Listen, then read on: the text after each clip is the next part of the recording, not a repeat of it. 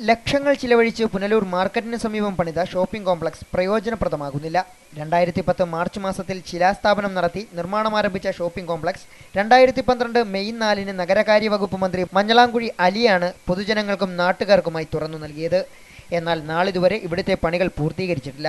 തറയോട് പാകിയെങ്കിലും ഒരു വശം ചരിഞ്ഞു കിടക്കുന്നതിനാൽ ഇവിടെ വെള്ളം കെട്ടിനിൽക്കുന്ന അവസ്ഥയിലാണ്. ഇത് പൊതുജനങ്ങൾക്ക് കോംപ്ലക്സിൽ പ്രവേശിക്കുന്നതിനും കെട്ടിടത്തിലേക്ക് കയറുന്നതിനും തടസ്സമാണ്. നിർമ്മാണ സമയത്ത് കരാറുകാർ തമ്മിലടിച്ചതും പണമിടപാടുകളിലുണ്ടായ കാലതാമസവും ഷോപ്പിംഗ് കോംപ്ലക്സിന്റെ നിർമ്മാണം വിവാദങ്ങൾക്കിടയാക്കിയിരുന്നു. ദേശീയപാതയ്ക്ക് വശത്തായി പ്രവർത്തിച്ചു വന്നിരുന്ന പെട്ടിക്കടക്കാരെ പുനരധിവസിപ്പിക്കുന്നതിനായിട്ടായിരുന്നു ഷോപ്പിംഗ് കോംപ്ലക്സിന്റെ നിർമ്മാണം.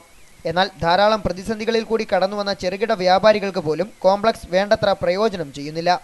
മഴ പെയ്താൽ വെള്ളം കെട്ടിനിൽക്കുന്ന അവസ്ഥയിലാണ് മിക്കവാറും. വിവിധ രാഷ്ട്രീയ പാർട്ടികൾക്ക് തങ്ങളുടെ പരിപാടികൾ നടത്താനുള്ള വേദിയായും ഇവിടം മാറിയിരിക്കുകയാണ്. മഴ പെയ്താൽ കെട്ടിടങ്ങളിൽ നിന്നുള്ള വെള്ളം ഭിത്തികളിൽ കൂടി ഒലിച്ചിറങ്ങുകയാണ്. പരിസരത്തായി കുറേ ദിവസങ്ങളായി ഓട നിർമ്മാണം നടന്നുവരികയാണ്. ഇതിനായി റോഡിന്റെ വശം കുഴിക്കവേ പ്രദേശത്തെ പല വ്യാപാര സ്ഥാപനങ്ങളുടെയും അടിത്തറ ഇടിഞ്ഞു വീഴുകയും ഇത് പ്രതിഷേധത്തിനും ഇടയാക്കിയിരുന്നു. അശാസ്ത്രീയമായ നിർമ്മാണം മൂലം സ്ലാബുകൾ ഉയരത്തിലാവുകയും ഇവിടെ വാഹനങ്ങൾ പാർക്ക് ചെയ്യുന്നതിനും ഈ വൺവേ റോഡിൽ ഗതാഗതക്കുരുക്ക് രൂക്ഷമാകുന്നതും പതിവ് കാഴ്ചയാണ്. അശാസ്ത്രീയമായ നിർമ്മാണത്തിന്റെ തെളിവാണ് സ്ലാബുകൾ ഉയരത്തിൽ നിൽക്കുന്നത്.